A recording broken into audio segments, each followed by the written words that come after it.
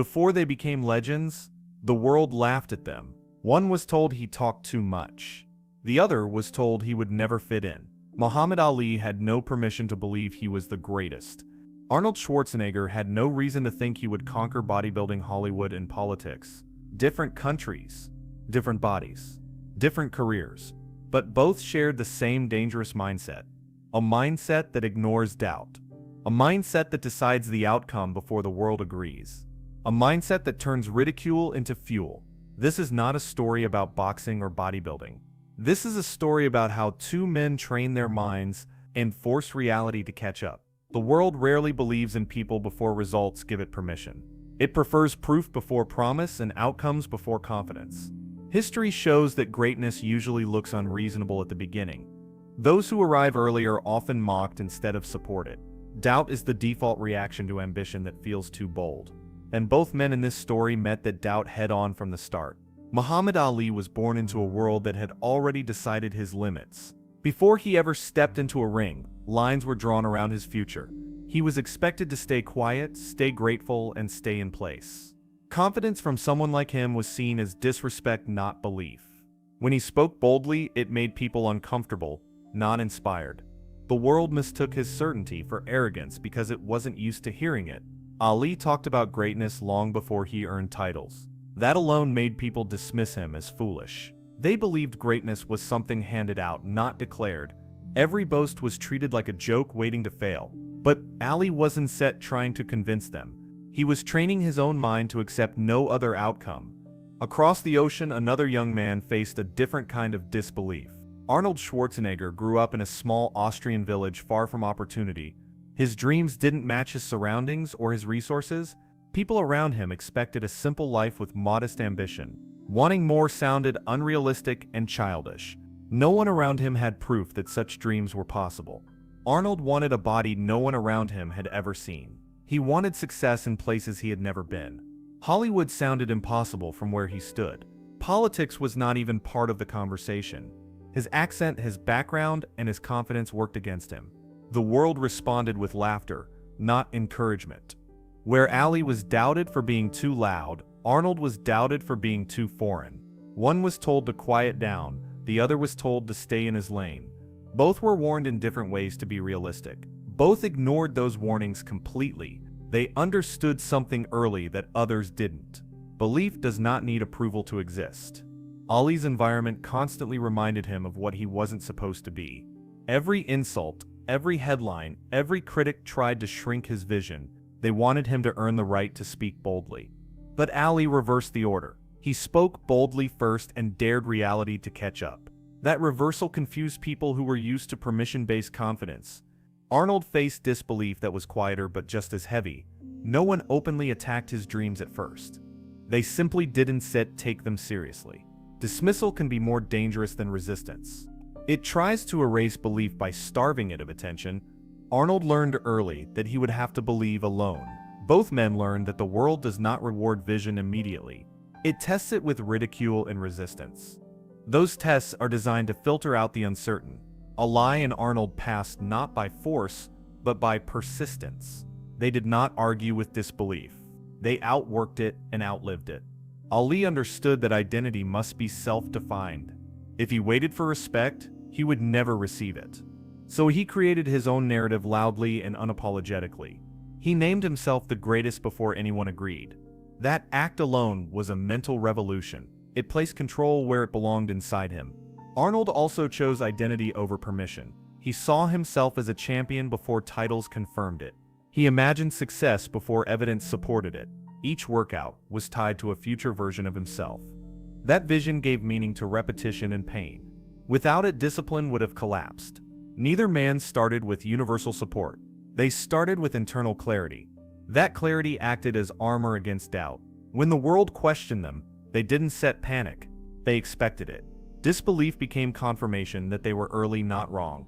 Ali's confidence offended people because it broke social rules. He refused to be humble in a world that demanded it from him. That refusal was seen as rebellion, but it was actually self-preservation. Silence would have erased him. Voice made him visible. Arnold's ambition offended people because it ignored boundaries. He didn't accept that geography, background, or accent were limits. He treated them as temporary obstacles, not permanent ceilings. That mindset unsettled those who had accepted their own limits. His belief exposed others' compromises. That made disbelief feel personal. Both men paid a price for believing early. Ali was criticized, attacked, and isolated. Arnold was dismissed, underestimated, and laughed at. Neither responded by shrinking their vision. They expanded it further. Resistance strengthened their commitment instead of weakening it. They did not need the world to believe first. They needed consistency and patience. Ali trained while being doubted. Arnold trained while being ignored. Both understood that belief must survive alone before it can be shared. That is the cost of being ahead of your time. The world often claims it supports dreamers. In reality, it supports results. Dreamers must endure the gap between the two. Ali and Arnold lived inside that gap for years. They didn't complain about it. They mastered it. By the time belief became fashionable, their outcomes were undeniable. Titles replaced laughter. Achievements replaced doubt. But the mindset that built them never changed. They did not become confident because they succeeded. They succeeded because they decided early who they were. Ali understood early that words shape reality before actions ever do. He didn't wait for trophies to give him language. He used language to summon trophies. Every declaration was deliberate, not careless. When he said he was the greatest, he was not bragging. He was setting a mental destination and refusing detours. Muhammad Ali spoke victory before the bell rang because belief moves faster than proof. He rehearsed outcomes in public so his mind could not retreat in private. Each prediction closed the door on doubt. Critics heard arrogance, but Ali heard alignment. He knew that hesitation kills potential faster than failure, so he removed hesitation from his vocabulary entirely. Ali's words weren't set random hype, they were training tools. He used rhythm and repetition to program confidence. Poems and predictions sharpened focus. By the time the fight arrived, his mind had already won. The body was simply catching up to a decision already made. When Ali said he would win, he was not hoping. He was committing. Commitment changes behavior when no one is watching. It changes how you sleep, how you train, how you recover. Ali's speech locked him into a standard he refused to break. Words became contracts with himself. Across the world, another man was building belief differently. He didn't announce his vision loudly. He carried it quietly through repetition. Where Ali spoke destiny into existence, this man sculpted it patiently. He trusted accumulation over applause. He trusted process over praise. Arnold Schwarzenegger built his future one rep at a time. Each workout was a vote for the man he intended to become. He didn't need an audience to validate effort. He needed consistency. The mirror became his scoreboard. Progress became his language. Arnold didn't argue with doubters. He outlasted them. Silence protected his focus when words would have wasted energy. He understood that discipline compounds even when unnoticed. Every early morning session stacked belief quietly. Confidence grew from evidence he created daily. Where Ali used sound, Arnold used structure. Schedules replaced speeches. Repetition replaced reassurance. He treated training like a job, not a mood. That removed emotion from commitment. Results followed reliability, not motivation. Ali's voice challenged the world to catch up. Arnold Depp's routine forced his body to comply. One used declaration to eliminate doubt. The other used discipline to erase excuses. Both approaches demanded courage. Both required certainty without external proof. Ali faced opponents knowing he had already spoken the ending. That knowledge freed him in the ring. It loosened his movement, sharpened his timing. Confidence became speed. Belief became rhythm. Speech turned into performance. Arnold faced the gym knowing he owed it effort. No cameras, no cheers, no guarantees. Just iron and intention. That environment forged patience. Patience forged mastery. Mastery attracted opportunity. Ali's method intimidated people because it was visible. Arnold's method confused people because it was quiet. One confronted doubt head-on. The other starved it of attention. Both refused to negotiate with disbelief. They chose methods that fit their nature. Ali understood that fear listens to language, so he spoke without fear. Arnold understood that fear retreats from routine, so he built one that left no room for it. Different strategies, same objective. unshakable self-belief. Neither man waited for motivation to arrive. Ali generated it with words. Arnold generated it with action. One sparked momentum verbally. The other created momentum physically. Momentum did the rest. Ali Sip's declarations forced accountability. If he spoke it, he had to live up to it. That pressure sharpened him. Arnold Sip's schedules created accountability. If it was written, it had to be done. Structure became disciplined sex, ally. The public saw only confidence and muscles. They missed the architecture underneath. Ali built belief by naming outcomes. Arnold built belief by honoring process. Both understood that mindset is not a feeling. It is a system repeated daily. Ali never separated who he was from what he said. Identity and language were one. Arnold never separated who he wanted to be from what he did. Identity and action were one.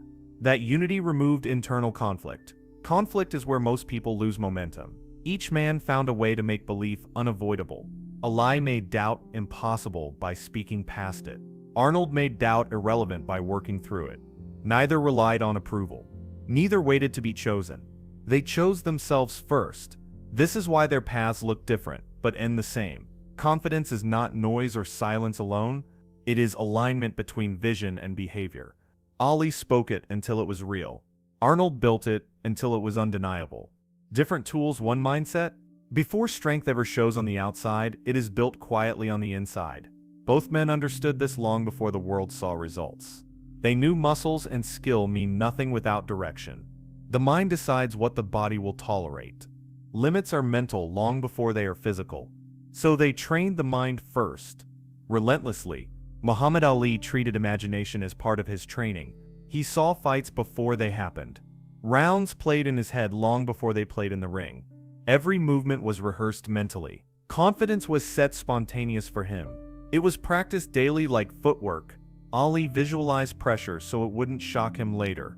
Crowds, noise, fatigue, and fear were already familiar. Nothing in the ring felt new. That familiarity created calm. Calm created precision. Precision created dominance. He didn't just imagine winning. He imagined how it would feel when things went wrong, how he would respond when tired or hurt. That preparation removed panic. Panic is the enemy of skill. Ali made sure it had no place to hide. Mental training gave him freedom. Freedom to move loose when others tightened up. Freedom to think clearly under pressure. Freedom to enjoy the moment instead of surviving it. That enjoyment made him dangerous. Joy sharpened his performance. Across a different discipline, the same principle applied. The gym was not just a physical space. It was a mental laboratory. Every repetition tested focus more than muscle. Staying consistent required internal discipline. That discipline had to be trained deliberately. Arnold Schwarzenegger used vision as mental fuel. He pictured stages, trophies, and futures others couldn't see. Those images made pain tolerable. Effort felt meaningful because it served a clear destination. Without vision, repetition becomes punishment. With vision, it becomes purpose. Arnold trained his patience as much as his strength. Results did not come quickly. Progress was slow and uneven. The mind had to accept delayed reward. That acceptance separated him from others. Most quit when progress feels invisible. He learned to enjoy the process itself, not the applause, not the outcome. The daily ritual became satisfying. That satisfaction removed dependence on motivation. Motivation fades, discipline remains.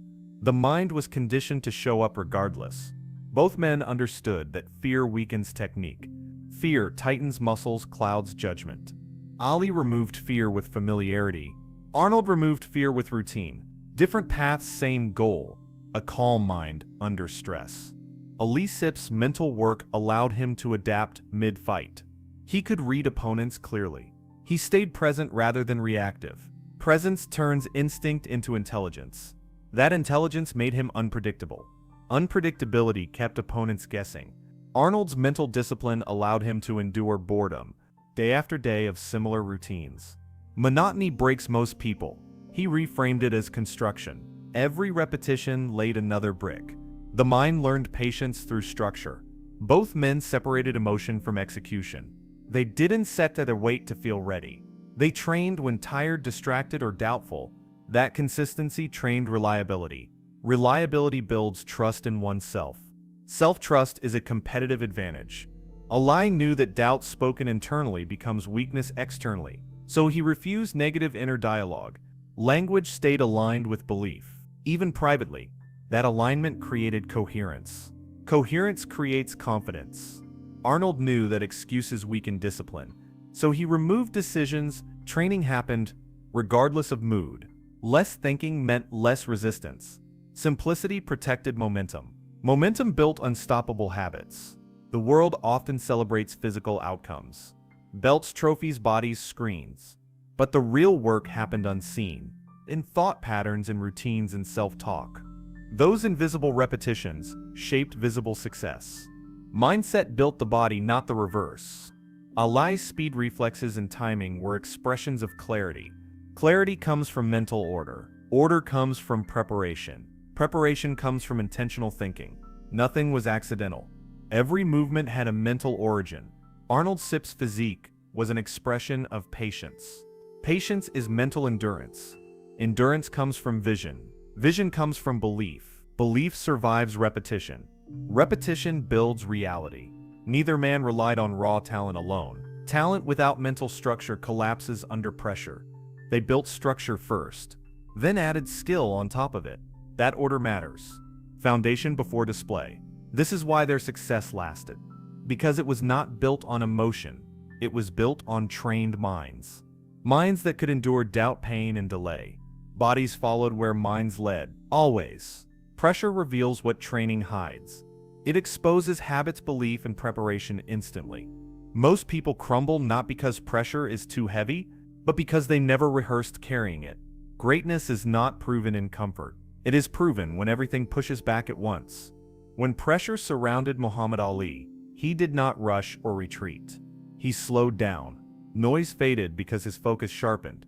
He had already faced this moment in his mind. Crowds, critics, and consequences were familiar territory. Pressure did not surprise him. It activated him. Ali learned early that panic steals precision. So he trained calm until it became instinct. When opponents grew tense, he stayed loose. Loose movement created speed. Speed created control. Control created dominance without force. Public pressure followed Ali everywhere. Every word he spoke was analyzed, twisted, and judged. Every decision carried consequence beyond the ring. He did not escape that weight. He stood inside it without flinching. Pressure became proof of relevance, not a threat. He understood that fear multiplies when resisted. So he faced it openly. Naming outcomes before they happened reduced uncertainty. Uncertainty is what pressure feeds on. Ali starved it deliberately. Confidence became his shield. Across a different arena, pressure arrived in quieter forms. There were no flashing lights or roaring crowds. There were empty gyms, early mornings, and lonely decisions. Pressure arrived as repetition without recognition, as effort without applause, as doubt disguised as practicality. Arnold Schwarzenegger learned to respect that kind of pressure. It tests patience more than courage. No one is watching yet. The work must continue. That silence can weaken resolve. Arnold turned it into focus. Focus replaced validation. Failure tested him repeatedly. Losses, competition, setbacks, rejection, each moment asked the same question. Will you adjust or abandon the vision? He chose adjustment every time. Pressure refined strategy, not belief.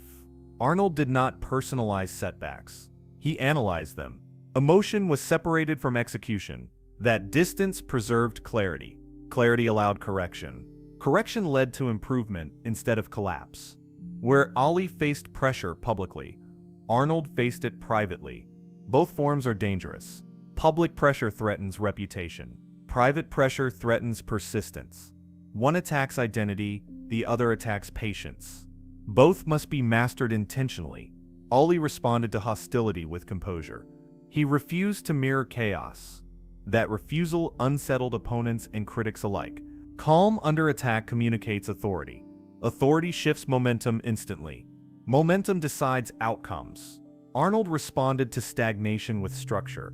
When motivation dipped, routine carried him forward. Structure removed decision fatigue. Decisions create friction. Friction creates excuses. Routine eliminates both. Neither man avoided pressure. They invited it gradually. Training simulated stress until it became normal. Normalizing difficulty removes fear. Fearlessness is not absence of fear. It is familiarity with it. Ali trusted his preparation enough to enjoy pressure. Enjoyment is a competitive advantage. Those who enjoy the moment perform freely. Freedom unlocks creativity. Creativity creates unpredictability. Unpredictability keeps control. Arnold trusted his systems enough to stay patient. Patience is strength disguised as restraint. Those who wait without doubt last longer. Longevity multiplies opportunity. Opportunity compounds effort. Effort compounds identity. Pressure often exposes insecurity, but it also reveals alignment. Ali sets values and actions matched. Arnold Dust's vision and habits matched. Alignment produces stability. Stability withstands pressure. When critics attacked Ali, he did not retreat inward. He expanded outward. Speaking boldly under pressure reaffirmed belief. Belief stabilized performance. Performance silenced doubt. The cycle fed itself. When results lagged for Arnold, he did not panic. He doubled down on fundamentals. More reps, more precision, more patience. Fundamentals protect confidence. Confidence sustains momentum. Momentum eventually becomes visible success. Pressure did not break them because it was expected. Expectation reduces shock. Shock is what collapses performance. Prepared minds absorb impact smoothly. Smooth responses look effortless. Effortlessness intimidates opponents. This is why pressure shaped them instead of crushing them. They trained for reality, not comfort. They treated difficulty as information. Information improved strategy. Strategy refined execution. Execution built legend. Greatness becomes obvious only after it is complete. Before that moment, it looks irrational, stubborn, even foolish. The world celebrates outcomes but rarely studies the mindset that created them. By the time applause arrives, the work is already done. Both men understood this truth early. They did not wait for validation to begin. Muhammad Ali did not separate belief from identity. He did not say he wanted to be great someday. He said he already was. That declaration wasn't set for the crowd. It was a commitment to live up to daily. Identity shaped behavior long before results appeared. Ali showed that confidence is not arrogance when it is earned internally. He refused to shrink to make others comfortable. He accepted the cost of standing alone early. Standing alone builds inner authority. Authority creates calm under chaos. Calm multiplies performance. Ali's mindset taught the world something dangerous. That belief can precede proof. That vision can exist before permission. That identity can be chosen, not assigned. These ideas threaten systems built on conformity. That is why they are resisted. Across disciplines, another lesson was forming quietly. Belief alone is not enough without execution. Vision without discipline collapses. This is where the second path completes the picture. Where words end, structure begins. Where inspiration turns into inevitability. Arnold Schwarzenegger showed that discipline is belief made visible. Every routine was a vote for his future. He did not negotiate with comfort. He honored the process even when unseen. Consistency became his language. Results became his confirmation. Arnold proved that patience is a form of courage. Waiting without doubt is harder than pushing loudly. He trusted systems more than moods. That trust protected momentum. Momentum protected belief. Belief became self-sustaining. Together their stories form a complete mindset. Ali represents declaration. Arnold represents execution. One ignites belief. The other stabilizes it. Both are required for greatness. This mindset does not depend on talent alone. It depends on alignment. Alignment between vision and behavior. Between words and actions. Between who you say you are and what you do daily. Misalignment is where potential dies. The world often waits for permission to believe. Permission arrives too late to matter. Ali and Arnold chose belief first. They paid the price of early ridicule. That price bought them freedom later. Freedom to perform without fear. They did not become legends because they were fearless. They became legends because fear did not dictate direction. Direction was decided internally. Once direction is clear, resistance loses power. Power shifts to consistency. Consistency always wins long term. This is why their mindset still matters. Not because everyone will be a boxer or bodybuilder, but because everyone faces doubt, pressure, and delay. Their example removes excuses. It shows what is possible with alignment. Alignment turns effort into destiny. Two men from different worlds prove the same truth. Greatness is decided long before it is displayed. Believe first. Work relentlessly. Stay aligned. And let time reveal what you already decided.